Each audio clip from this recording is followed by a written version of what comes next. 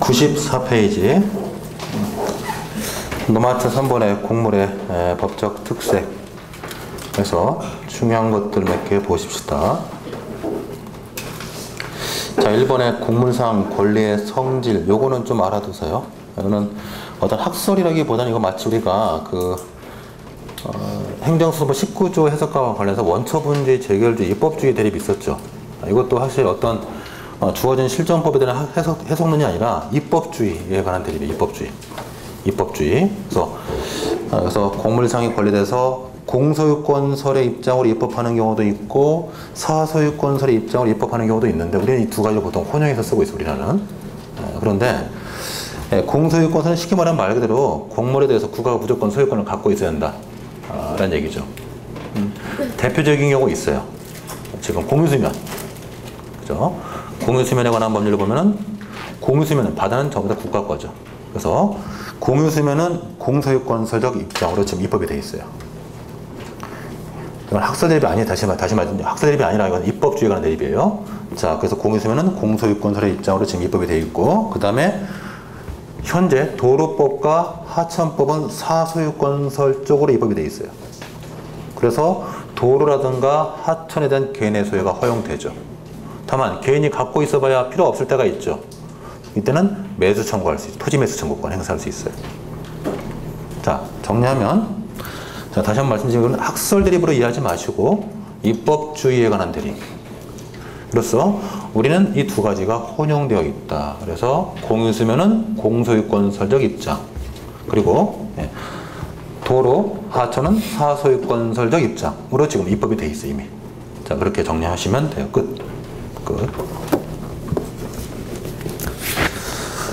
자, 우리는 이원적인 구조를 갖고 있고, 보통. 자, 그 다음에 넘어갑시다.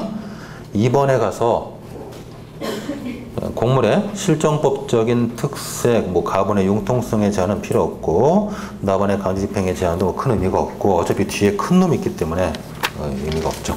자, 바로 뒷페이지에 큰 놈이 있죠. 엄청 큰 놈. 이게 다 앞에 걸 다 없애버리는 거 사실 시효취득의 문제. 하여간 요것밖에 안 보이는 거죠, 네. 전부 다 시효취득의 문제. 그래서 기본적으로 곡물에 대해서 시효취득이 허용될 거냐 말 거냐가 학설상의 대립이 있어 왔어요. 있어 왔어서 부정설 안 된다라는 부정설과 그 다음에 제한적으로 공법적 제한이 붙어 있는 상태에서 허용된다라는 제한적 시효취득설이라든가 그 다음에 곡물에 대해서 완전하게 시효취득이 허용된다라는, 즉 곡물에 대해서 만약에 장기간 점유 또는 평온하게 등기 등을 갖게 되면 그런 상태에서 묵시적인 공연 배치가 일어나서 시효취득이 허용된다라는 완전 시효취득설도 있었는데 철저한 판례 입장 그리고 우리 실정법적 입장은 부정설이죠.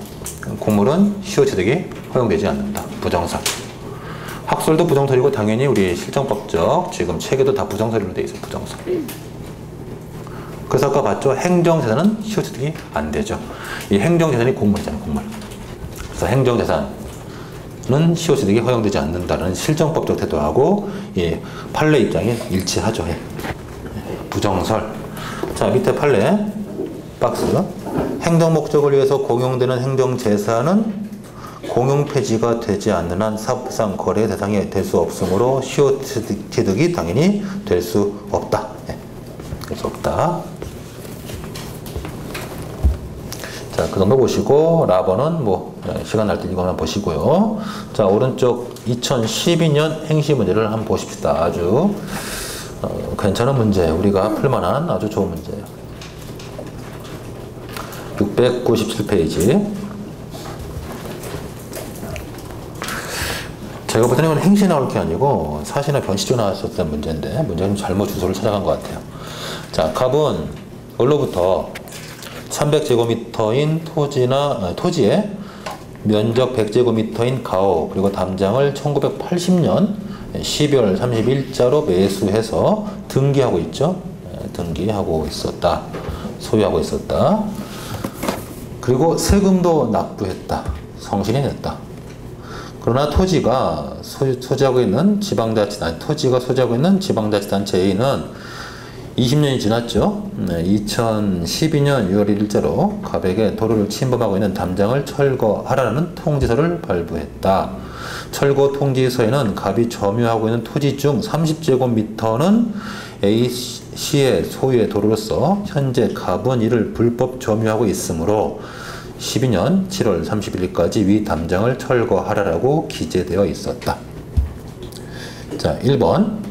갑은 아무런 하자 없이 을로부터 토지와 가옥을 매수하여 이전 등기를 맞춰가지고 평온히 소유해 왔으나 30년이나 지난 이 시점에서 A씨는 토지의 일부가 A씨의 소유인 도로인 토지라고 주장하고 있다. 갑은 어떻게 항변할 수 있겠는가? 어떻게 항변할 수 있겠는가? 어떤 주장할 수 있겠는가? 자, 어떻게 하면 제일 좋겠어요? 제일 좋은 게 이게 도로가 아니다. 도로가 아니다. 도로가 아니다. 즉 공용폐지가 됐다. 그래서 일단 도로가 아니니까 취득도 된다. 첫 번째 가능한 거죠. 그죠? 만약에 도로라면 공물에 대해서도 취득이 허용된다라고 주장해야죠. 두 가지 쓰는 거죠. 두 가지. 그래서 두 가지 쓰는 거예요. 그대로. 여러분이 갑이라고 하면 당연히 두 가지밖에 쓸 게 더 있겠어요. 그래서 첫째, 당연히 이 도로가 공용폐지되었다. 공물로서의 성질이 없어졌다. 공용폐지를 주장해야죠. 공용폐지가 있었다.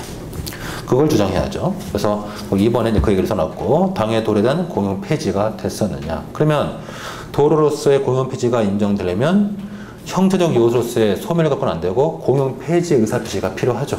그렇죠? 그러면 그 의사표시는 묵시적인 것으로도 족하긴 하죠. 그렇죠? 우리 판례가 그렇게 말을 하죠. 묵시적인 것도 족하다고 말은 하나, 다만 우리 판례는 묵시적 공용 폐지를 인정할 때 굉장히 소극적이죠. 그죠?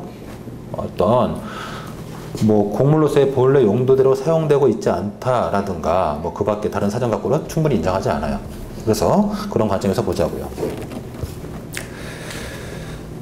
자, 거기 나번에 써놨는데, 나번에 사안의 경우, 사안에서 A씨가 도로라고 주장하고 있는 부분은 갑이 이미 담장으로 점유하고 있으므로 도로로서의 기능은 이미 상실됐죠. 그죠? 도로로서의 기능이 상실돼도 우리 판례는 이런 사정만으로는 공용폐지를 인정할 수 없다 이렇게 말하잖아요. 그 판례편 다 외워놨으면 무슨 말인지 아실 거예요. 그래서 도로로서의 기능을 상실해서 본래 용도로 제공되고 있지 않아요. 그런데 이러한 경우에도 우리 판례는 공용폐지의 의사표시가 있어야 되는데 지금 설문에 그런 의사표시가 있다고 볼 수 없다. 그래서 우리 판례는 이 정도 갖고는 공용폐지를 인정하지 않고 있어요. 가장 문제가 이제 세금을 계속 낸 거죠. 세금을 장기간 성실하게 냈다. 이게 문제인데 이것만으로도 우리 판례는 역시 묵시적 공용폐지를 인정할 수 없어요. 일단 우리 판례는 공용폐지라는 것이 또는 공용폐지라든가 또 아까 우리가 봤던 것처럼 용도폐지 정도 있어요. 용도폐지 정도 있어야지만이 공용폐지를 인정하지. 그렇지 않으면 인정하지 않아요. 그렇기 때문에 결국 도로로서의 성질이 여전히 유지되고 있다. 그럼 이건 안 되는 거죠. 첫 번째 탈락. 그래서 이제 이때 우리가 생각해 볼 수 있는 게 이런 공물로서의 성질을 유지하고 있다면 공물에 대한 시효소득이 된다라고 주장하고 싶죠. 그러나 우리 판례는 이것도 안 된다고 하죠.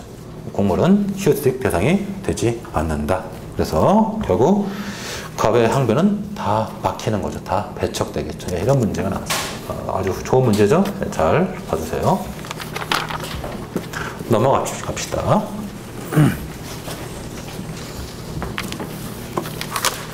그 다음에 이제 노마트 4번에 공물의 관리, 공물의 경찰 이렇게 됐는데 예를 들어서 공물의 관리는 보통 도로법의 영역이죠. 도로법.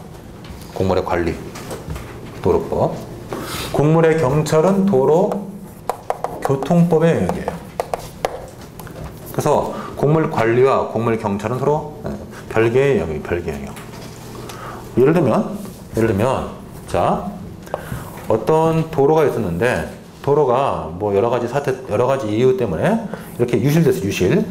유실. 도로가 유실됐어요. 자, 유실됐다고 하면은 자, 첫째, 이 도로를 통행하지 못하도록 이게 바리케이트를 쳐서 막아야죠. 그죠? 바리케이트를 쳐서 막아야죠. 이게 이제 무슨 작용? 이게 공물 경찰 작용이죠. 막아야죠. 막아서 통행 못하게 해야죠. 막아놓고 그다음 유실된 부분 요거 이제 수선이라 하나요? 개선. 일단 뭘 쓰지? 수리는 아니고 수선도 아니고 이게 뭐가 돼? 보수. 자, 보수하죠. 보수. 이 부분을 보수하죠. 이 보수하는 것은 곡물 관리의 영역이고 이런 얘기예요. 그래서 도로를 보수하고 이런 유지하고 이런 것들은 도로법이 적용되고 비용 부담 누가 되고 이런 것 우리가 배웠잖아요. 그 다음에 바리케이트 치고 못 다니게 하는 것은 곡물 경찰의 영역이고 경찰법이 적용되고 그래서 도로 교통법이 적용되고 이런 얘기죠. 이런 얘기에 관한 얘기예요. 자, 그럼 한번 보십시다. 여기도 중요한 테마가 한두 가지 있어요. 자, 1번에 곡물의 관리. 곡물을 제공한 곡물 주체가, 즉 국가 또는 지자체가 곡물의 존립을 유지하고 당의 물건을 공적 목적에 제공해서 본래 목적대로 계속 쓰도록 하기 위한 여러 가지 활동을 말한다.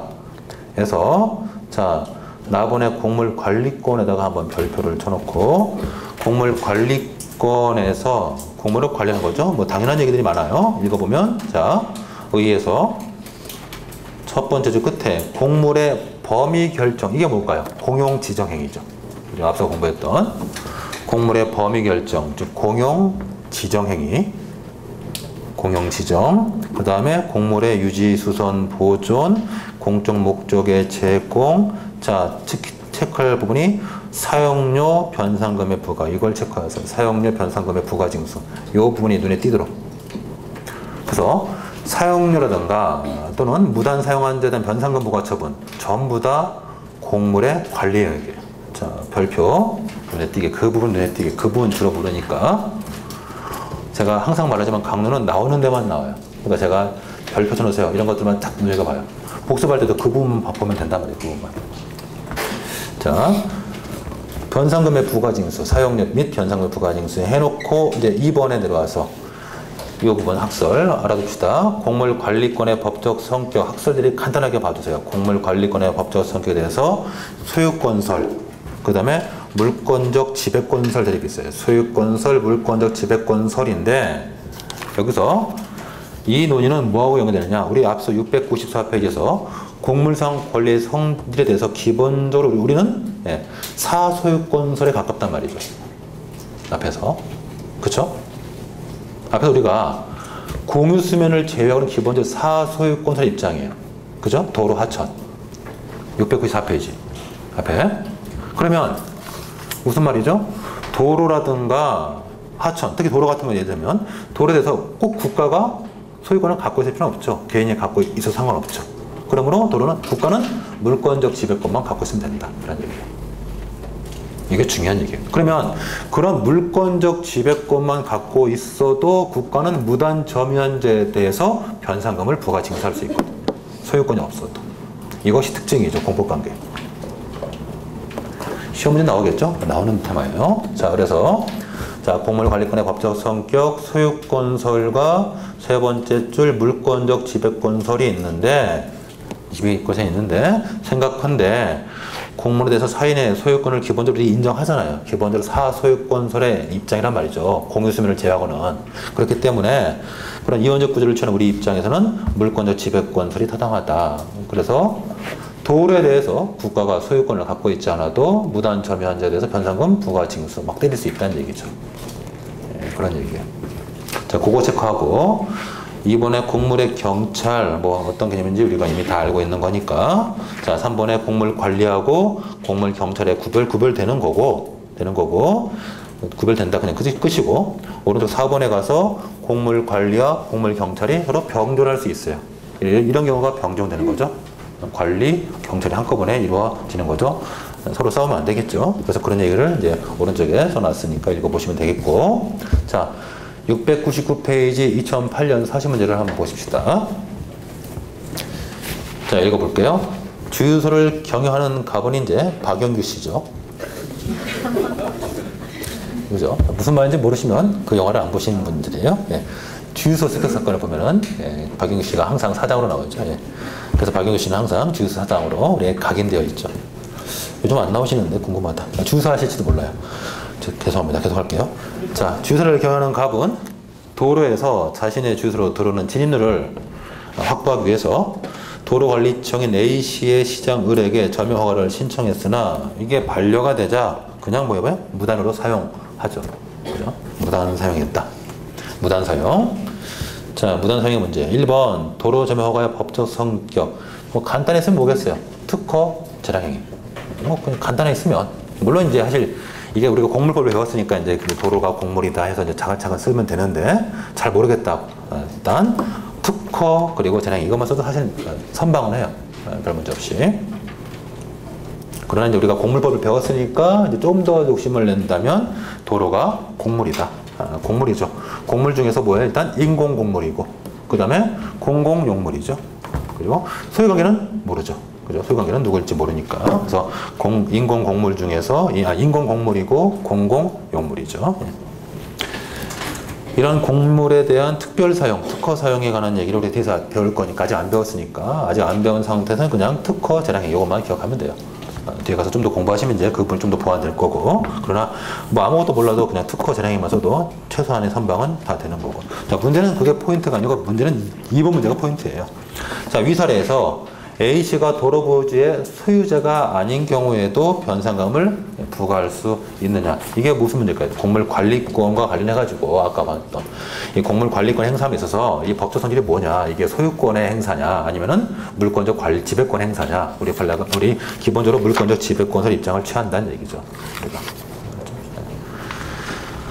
그래서 그런 관점에서 결국 변상금이 곡물관리권의 일종이고, 변상금 부과 징수도 곡물관리 일종이고, 이런 곡물 관리를 행사하면서는 소유권은 꼭 필요 없다는 얘기죠. 관리권, 지배권만 있으면 되기 때문에 결국 이 지방자치단체죠. A씨가 도로 부지의 소유자가 아니랄지라도 변상금 부과징수 할 수 있다는 얘기죠.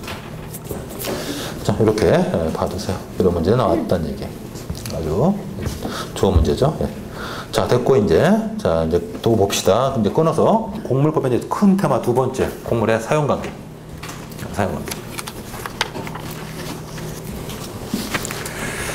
자, 곡물의 사용관계. 자, 여기는 일단 보시기 전에 제가 정리를 좀 해드릴 테니까 먼저 이런 틀에서 보세요. 곡물을 쓰는 거죠. 이용하는 거죠. 이 곡물의 사용관계는 일단 대척점에 서 있는 게 대척점, 이게 대척점에 서 있는 게 일반 사용, 그리고 특별 사용, 이 두 가지예요. 일단 대척점 중간에 좀 비워놔요. 중간에 못 쓸 거니까. 그래서 일반 사용과 특별 사용으로 구분해 볼 수 있고 대척점이에요. 그리고 보통 이제 특별 사용을 이제 허가 사용과 그 다음에 특허 사용으로 구분하는 경우가 있어요. 보통 구분을 쓰기도 하는데 실제로 구분의 실익은 거의 없어요. 우리 법제도 이 둘을 구분하지 않고 그냥 특별사용으로 묶어서 보고 있어요. 도로법 38조들을 보면 38조 보면 도로 점유 허가라고 되어 있고, 거기 보면 그냥 점유 허가라고만 되어 있지 허가 사용과 특허 사용을 구분하지 않아요. 도로법 38조의 도로 점유 허가는 그냥 특별 사용을 말하는 것뿐이에요. 그래서 일단 허가 사용과 특허 사용으로 구분하는 경우도 있지만 그냥 우리는 일반적으로 특별 사용 이렇게 쓰면 돼요. 특별 사용. 자, 그러면 일반 사용은 뭐고 특별 사용은 뭐냐? 일반 사용은 그 곡물의 본래 제공 목적으로 이용하는 게 일반 사용이죠. 뭐 어려운 얘기 써놨지만 뭐 쉬운 얘기로 돌려버리면, 자, 도로는 통행이 목적이죠. 그죠? 도로는 자는 게 목적이 아니죠. 통행이 목적이죠. 그러니까 도로에서 통행하는 거 일반 사용이란 말이죠. 그러나 도로에서 뭐 시위한다, 도로에서 뭐 장사한다, 이건 특별사용이 되는 거죠. 본래 목적이 아니니까. 그래서 일반 사용 하나만 기억하세요. 일반 사용은 본래 목적, 본래 제공 목적대로 쓰는 거죠. 그죠? 자, 그러면 특별사용은 일반 사용이 아니고 특별사용이란 말이죠. 네, 됐어요. 그럼 이 특징이 뭔데? 일반 사용은 무상의 원칙이죠. 우리 도로 통행할 때 돈 안 내고 보통 안 내잖아요. 물론 이제 뭐 남산 뭐 터널 같은 것들은 특별히 도로 관리를 위해서, 그냥 교통 통제를 위해서 통행료를 받기도 하지만 보통은 무상의 원칙이죠. 그리고 특별 사용은 유상의 원칙이죠. 사용료 내야죠. 그래서 이런 차이가 이제 가장 큰 실이거든요. 중간에 이제 뭐가 껴있냐면은 중간에 자, 이런 인접 주민의, 자, 가운데 좀 껴볼게요. 인접 주민의 고양된 일반 사용권 또는 보통 사용권이라는 것이 있어요.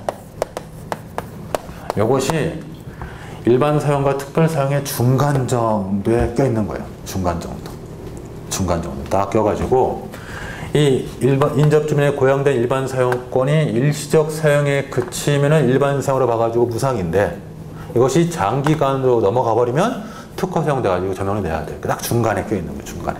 이럴 수도 있고 저럴 수도 있고 딱 중간에 껴있는 거다. 됐어요? 이렇게 알아두시고 공부합시다.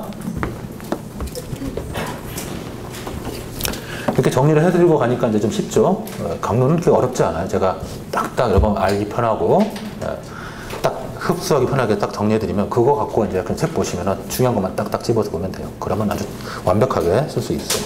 자, 보십시다. 자, 곡물의 사용관계. 자, 2번의 종류, 일반 사용과 특별 사용. 보이죠? 2번의 종류의 첫 번째 줄 일반 사용, 그리고 특별 사용. 일반 사용은 일반 공중이 그 곡물의 그 본래 목적 따라 쓰는 거죠. 목적에 따라. 제공 목적에 따라서 쓰는 거죠. 도로에서 통행하고, 하천에서 수영하고, 이런 것들이 그 목적 따라 쓰는 거죠. 특별 사용이라는 것은 일반 사용의 범위를 넘어서는 사용을 우리가 다 통틀어서 특별 사용이라고 부른다. 특별 사용은 보통 허가 사용, 특허 사용, 그리고 행정 재산의 목적의 사용도 특허 사용 일종이거든요. 그런데 이렇게 구분하는데 이 구분은 오늘날 잘 하지 않아요. 하는 분도 있고 하지 않는 분도 있어요. 특히 우리 법제라든가 뭐 도리 같은 경우도 마찬가지로 그냥 특별 사용 이렇게 말하고 있지, 이걸 다시 구분하진 않아요. 사실 구분하기도 쉽지 않고. 그래서 이제 일단 특별 사용까지만 봐두고, 자, 그러나 이제 책에서는 이제 다 나눠놨다 할지라도 그러면 그냥 이렇게 알아두세요. 자, 이제 가번에 곡물의 일반 사용, 뭐 자유사용, 보통사용이라고도 부르죠. 일반 사용, 자유사용, 보통사용. 자, 오른쪽에 가면 곡물의 일반 사용이라는 것은 누구든지 타인의 사용을 방해하지 않는 한도 내에서 허락받을 것 없이 목적에 따라 자유롭게 이용하는 거죠. 도로 통행하는 것들, 이런 것들이. 네. 일반 사용이고, 자, 2번에 가서 법적 성격 일반 사용도 개인적 공권이다. 다만 자유권이에요. 자유권. 방해받지 않을 권리. 그래서 자, 개인적 공권인지 여부 그렇다 해놓고 이제 다만 자유권이다. 자유권. 방해받지 않을 권리. 일단 그렇게 적어놓으시면 나번이 좀 쉽게 보실 거예요. 그래서 나번의 범위, 일반 사용에 관한 개인적 공권이 어느 범위까지 인정될 수 있을 것이냐에 대해서 뭐 논란이 있다고 하지만 이거 정리됐어요. 거기 6번째 줄 자유권적 성격에 불과하다. 방해배제 청구권이죠. 그래서 3번째 줄 뭐 곡물 주체가 기존 도로를 폐지했을 때 기존 도로를 계속 제공해 달라라든가 또는 새로운 도로를 깔아달라 이렇게 요구할 청구권자 성격은 없고 기본적으로 그냥 방해받지 않고 제한당하지 않고 이용할 권리, 그래서 방해배제 청구권 정도로서 생각하고 있다. 자유권적 성격으로만 보고 있다는 얘기다. 밑에 판례는 뭐 예외적으로 어떤 침해에 대해 도로의 공용 폐지에서 침해 이익이 있을 때 다툴 수 있는 원고적 격이 있다, 법률성이 있다 이렇게 보는 사건인데 뭐 읽어보시면 되겠고요. 한번 읽어볼까요? 어떤 얘기인지. 일반적으로 도로나 밑에 판례 보실게요. 판례. 일반적으로 도로 등에 대해서 3번째 줄 일반 시민들의 이용에 있어서 도로의 이용만 하는 사람들은 용도 폐지를 다툴 이익이 없다. 그러나 밑에 3번째 줄 도로의 용도 폐지에 대해서 직접적인 이해관계를 갖는 자는 그 폐지를 용도 폐지에 대해서 다툴 이익에 취소를 구할 이익이 있다. 뭐 어떤 경우일까요? 예를 들면 이런 얘기죠. 이건 뭐 격하게 예를 든다면, 자, 격한 얘기니까, 자, 큰 도로가 있고 이 큰 도로를 나가기 위해서 작은 도로가 하나 있었어요. 갑이 여기 이제 살고 있었어요. 갑이. 그래서 이 큰 도로 나가려면 이 작은 도로를 꼭 통해서 나가야 돼요. 그런데 갑자기 이 도로를 폐지시켜버리면 갑은 공중으로 붕 떠서 나가야죠. 그죠? 나갈 방법이 없단 말이죠. 이럴 때 이제 이렇게 특별한 이해관계가 있을 때, 밀접한 이해관계가 있을 때, 그때 이런 용도 폐지를 다툴 이익이 있다라고 본 거예요. 이런 거예요. 그래서 머릿속에 저런 사례 정도나 한번 생각하시면 되겠고, 그래서 일반적으로요, 뭐 다른 사람들이야 뭐 이 도로가 없어지든 말든 별 관심이 없잖아요. 그러나 이제 이 도로 때문에 밀접한 이해관계를 맺고 있는 자들은 다툴 이익이 있다라고 본 거죠.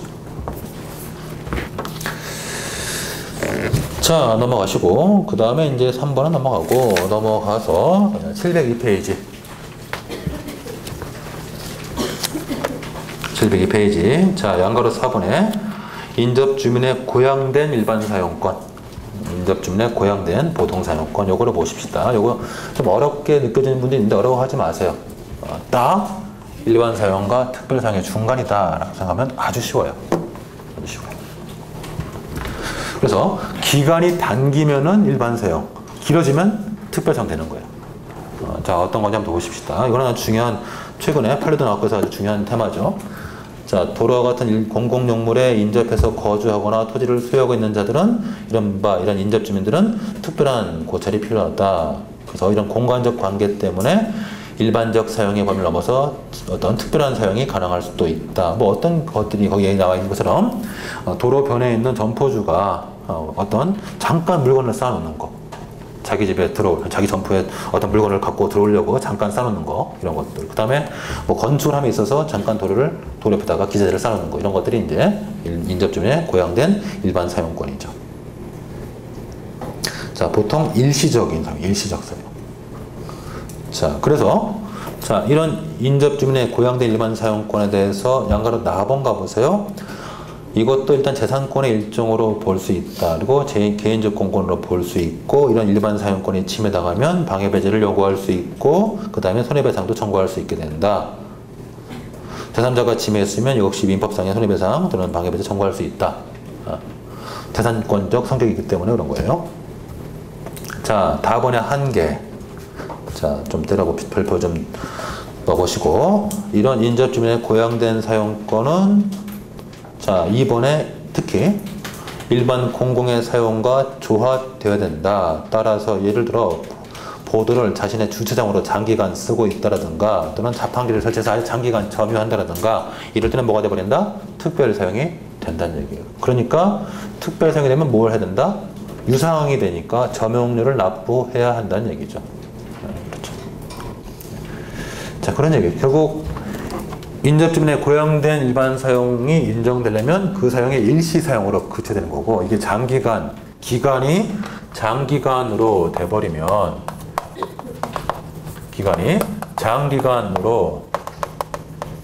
돼버리면, 뭐가 돼버려요?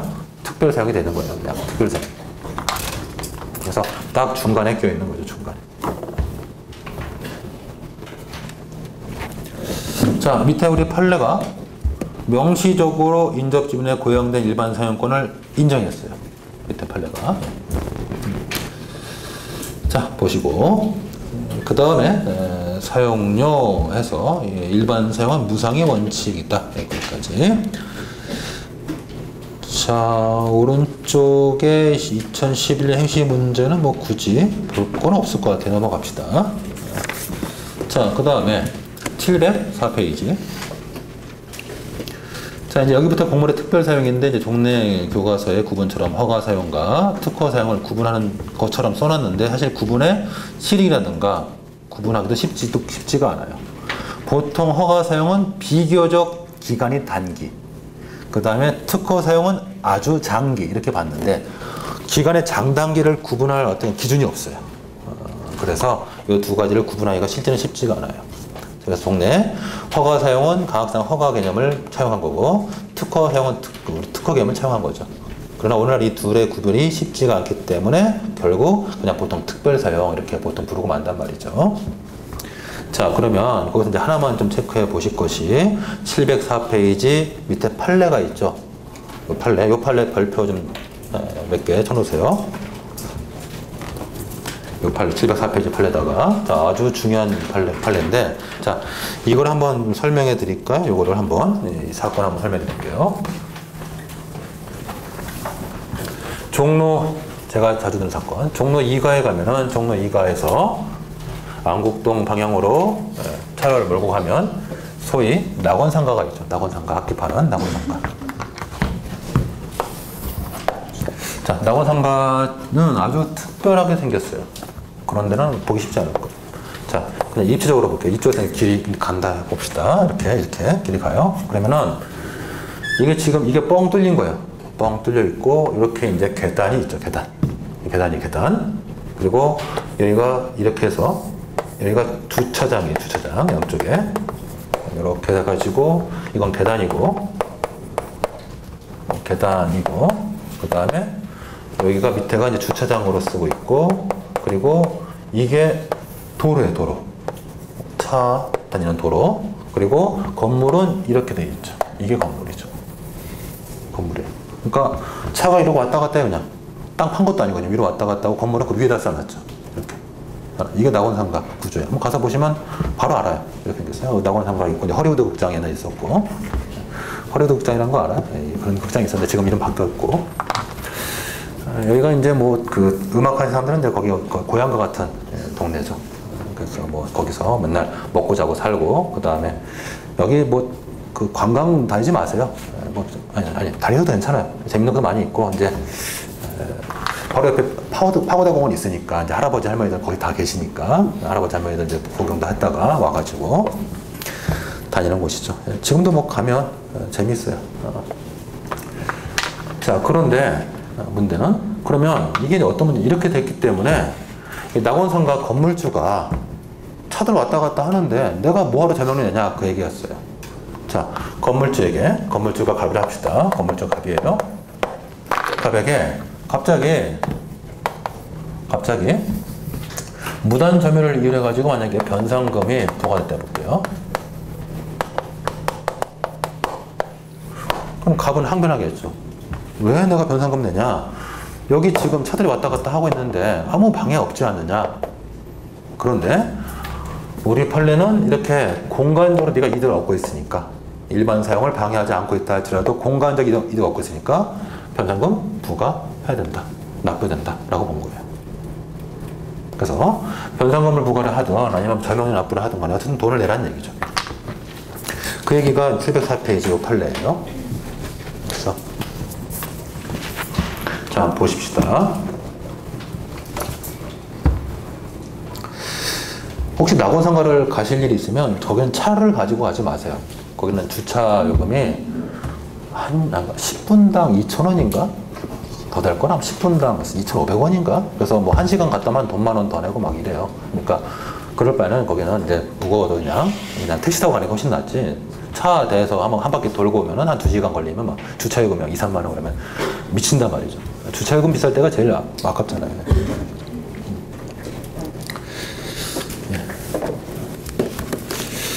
낙원상가를 돌아다니면 간혹 저를 보실 거다. 제가 2, 3일에 한 번씩 들렸다 보니까. 자, 그러면 자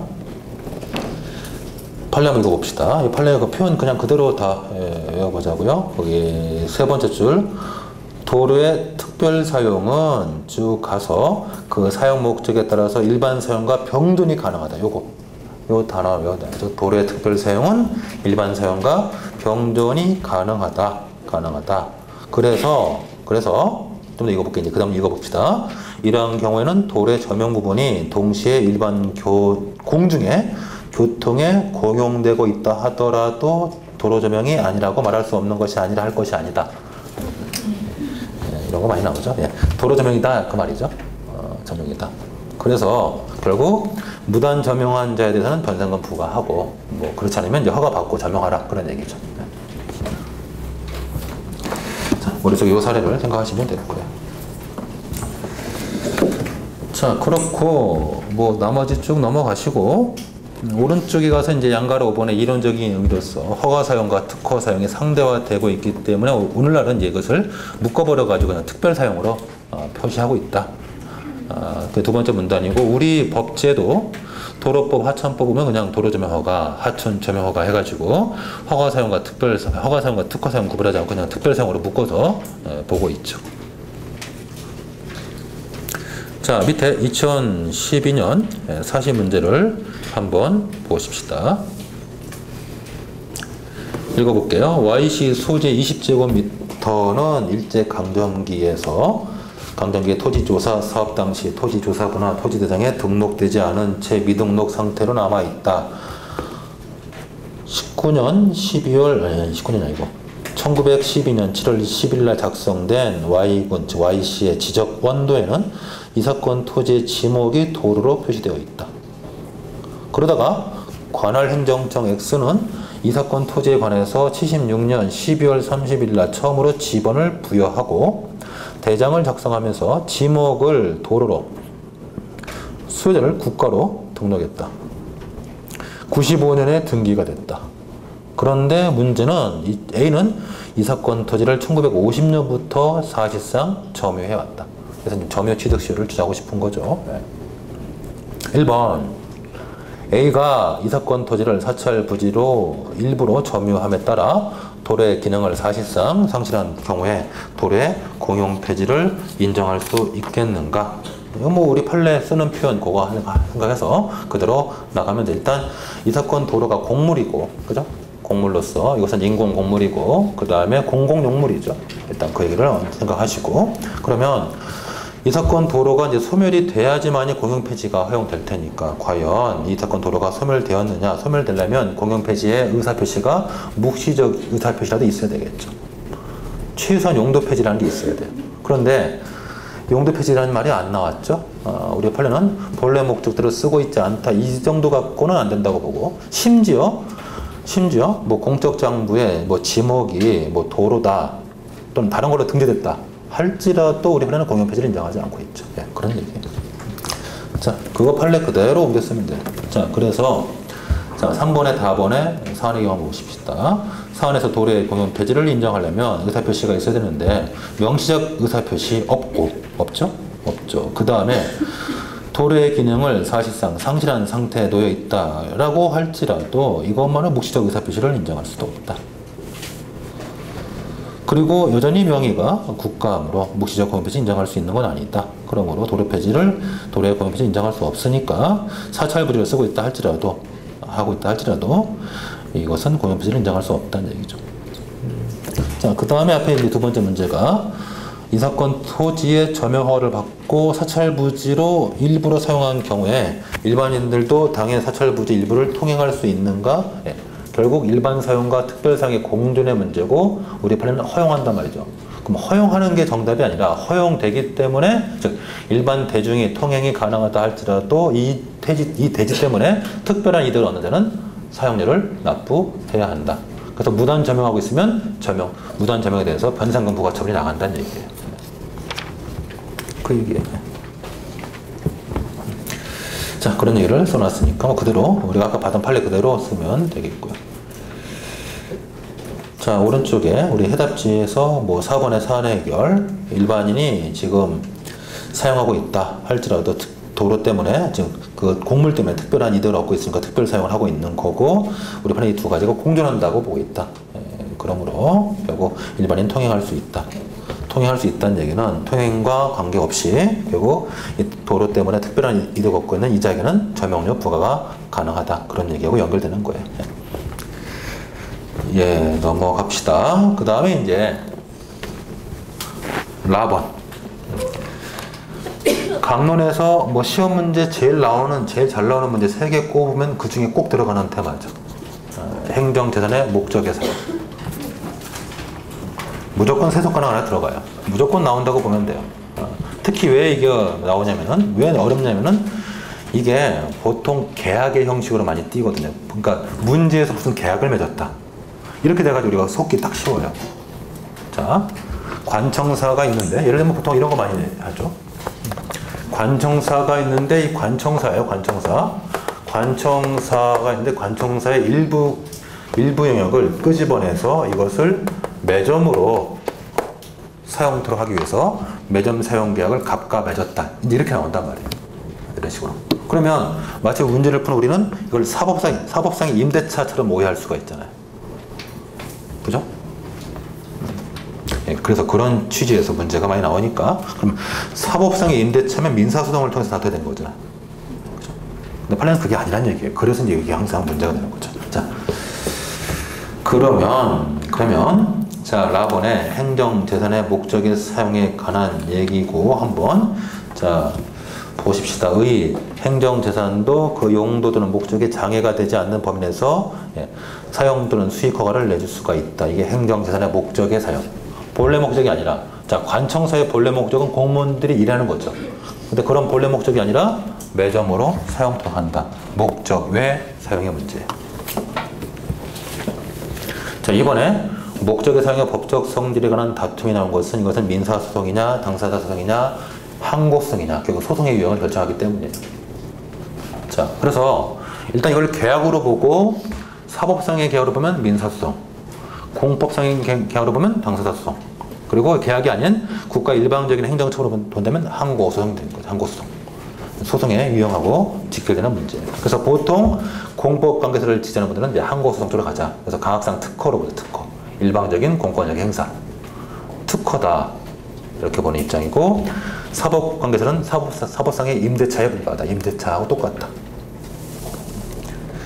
우리 판례가 특허설로 갔죠. 특허설. 공법관계설. 사법상 임대차가 아니라 결국 상대방의 신청을 받아가지고 관리청이 일방적으로 행하는 행정처분이다. 왜 그렇게 받는지를 한번 살펴볼게요. 페이지 잠깐 넘어가서 자 708페이지 문제가 하나 있죠. 그 문제를 잠깐 보실게요.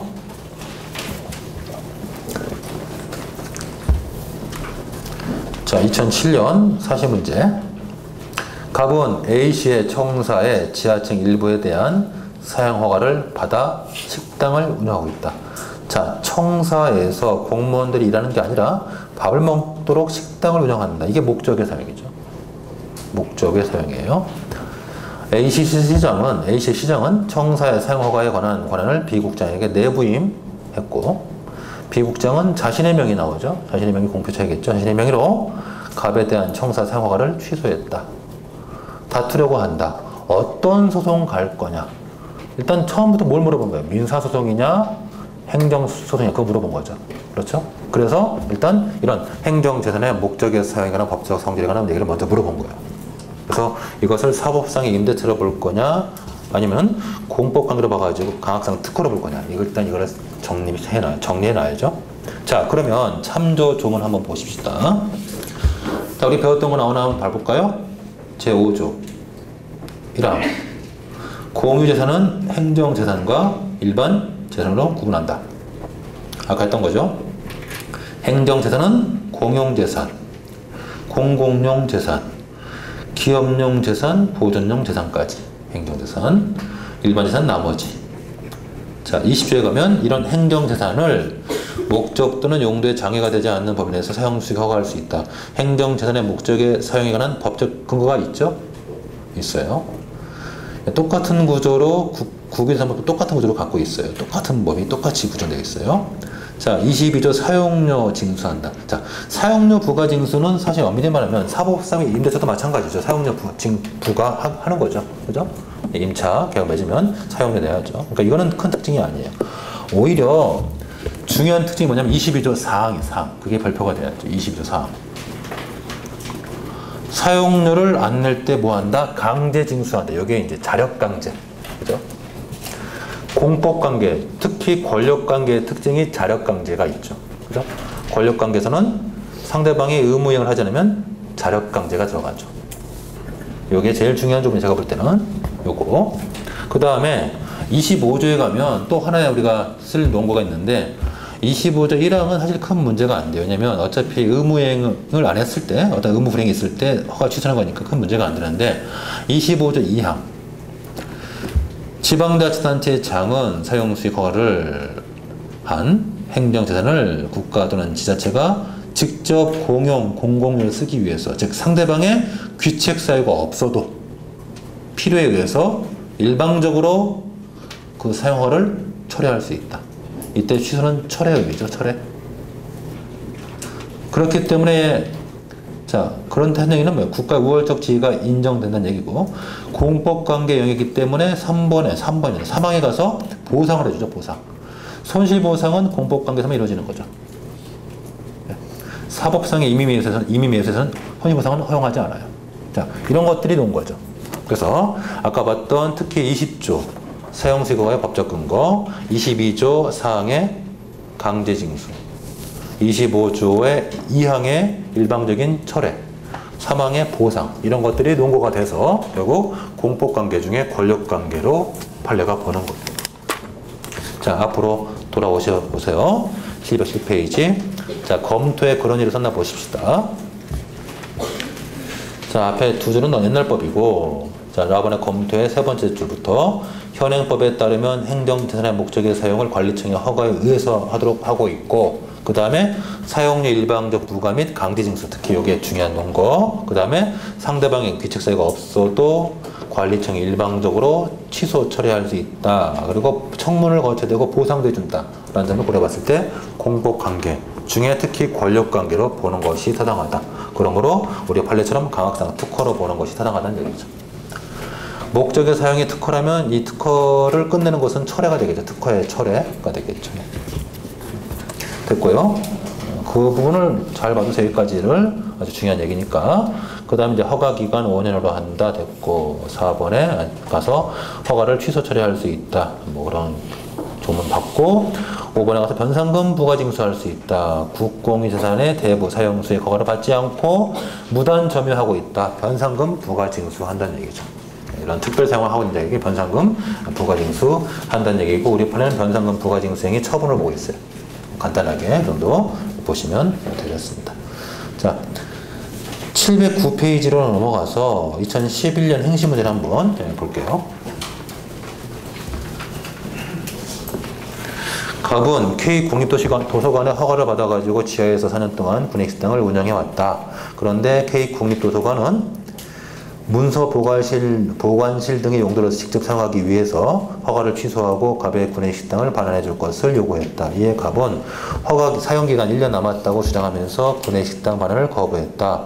일단 K 국립도서관의 취소행위가 적법한지 여부를 따져보고 갑의 구내식당을 반환받기 위한 K 국립도서관의 행정법상의 대응수단에 대해서 한번 살펴봐라. 자, 구내식당 사용허가 행정재산의 목적의 사용이죠. 그죠?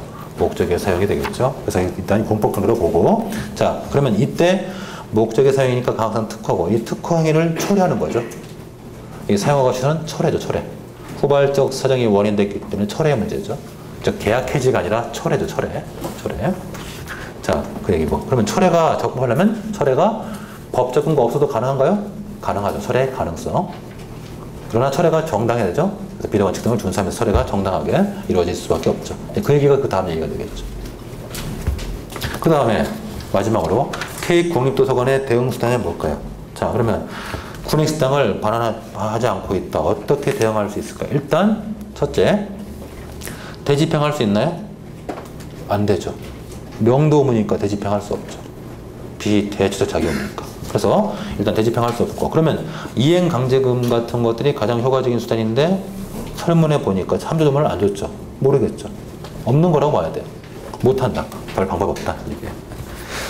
그 정도 생각하면 되는 문제입니다.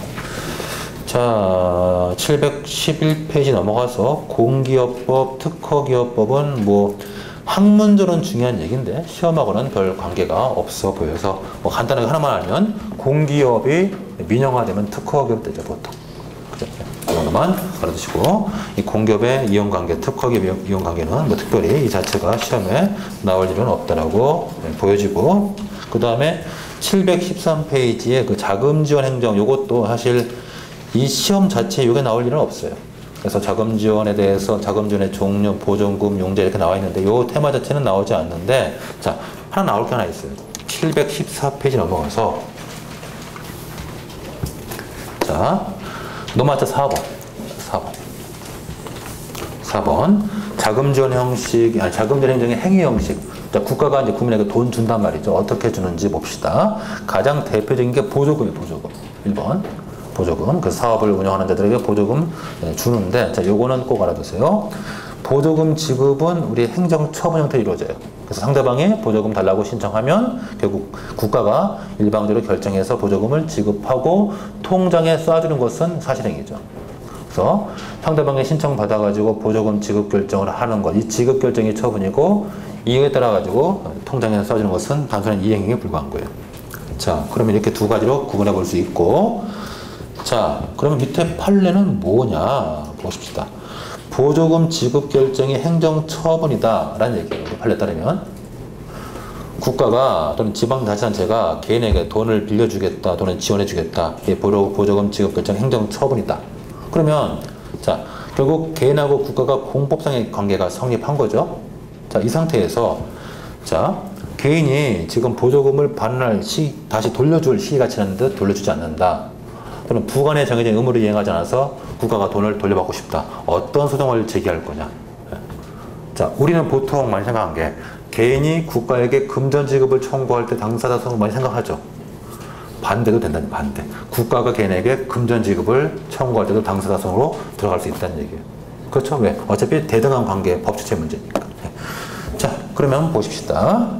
일단 714페이지 그 판례 박스에서 두 번째 줄에 보조금 지급 결정 행정 처분이다. 중요한 얘기고. 그죠? 그 다음에 오른쪽 넘어가서 715페이지.